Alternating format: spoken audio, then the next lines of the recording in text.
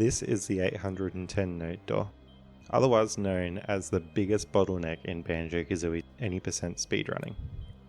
For over 7 years, people have been trying to skip this note door, with many different theories along the way, some theories of which were very, very close. But none of these theories ultimately had worked. This caused the 810 note door to get a huge reputation in the Banjo community as being the holy grail of speedrunning glitches, with many jokes to follow.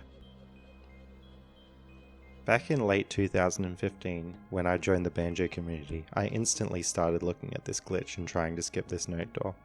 I've spent hundreds of hours in this room, trying to find various ways to skip it, with some success but ultimately none leading to skipping the door. Until today, where I'm happy to announce that I found an 810 note door skip. Before we look at the skip itself, I want to talk about what this does for the any percent route and how much time it saves. There are 8 note doors in the lair, and we have skips for some of these note doors. The 50 note door can be skipped using a Jiggy despawn glitch with the termite, although this is slower. The 350 note door can be skipped using a beak bomb clip to get out of bounds, and the 450 door can be skipped using this exact same clip. The 640 note door can be skipped by raising the water level to as high as possible and using a clip with downward speed to get out of bounds and go behind the door. The 765 door can be skipped using the bee. This means that you would still need 810 notes to get to Grunty and beat the game. Even if you use sandcastle codes, there is no code to open the 810 door. But now that 810 skip is found, we only need 260 notes to beat the game without cheats. And if we were to use cheats, we'd only need 50.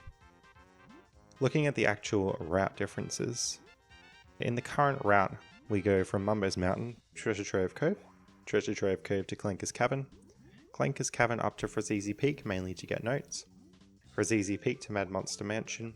Mad Monster Mansion is important because it gives us access to the pumpkin transformation, which can raise the water level in the lair, allowing us access to Click Clock Wood.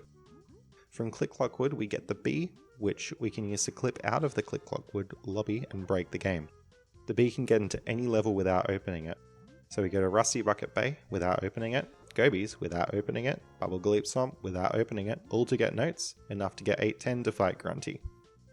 The new route, on the other hand, starts off similarly, Mumbo's Mountain to Treasure Trove Cove to Clanker's Cavern, but this is where it changes up. From Clanker's Cavern, we go straight to Mad Monster Mansion as we don't need the notes from Frazizi Peak anymore. It's still necessary to get the pumpkin and raise the water level to get to Click Clock Wood, and we still get the bee transformation in order to skip the 765 note door. From here, we then do Furnace Fun, skip the 810 door, fight Grunty and beat the game, massively simplifying the route. This allows us to skip Rusty Bucket Bay, Gobies Valley, Frazizi Peak, and Bubble Gleep Swamp. Also, Mad Monster Mansion is significantly shorter because all we have to do is transform into the pumpkin there, we don't need any notes.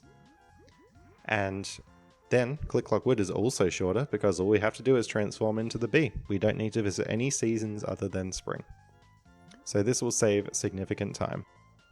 There are a few caveats that I should mention. This trick is TAS only, meaning that it can only be done in a tool-assisted speedrun, basically meaning it's too precise for humans to pull off. It's also PAL only, which means that it only works on the PAL version of the game. The PAL version is released in Europe and Australia, but for example, the American or Japanese versions won't work with this glitch. Now, what we're all wondering is how much time does this actually save? In a TAS, without 810 skip, that would be roughly 50 to 55 minutes for any percent. With 810 skip, we're looking at 30 to 37 minutes, a whopping 20 minutes of time save. Before we look at the glitch, I have a few shoutouts to make.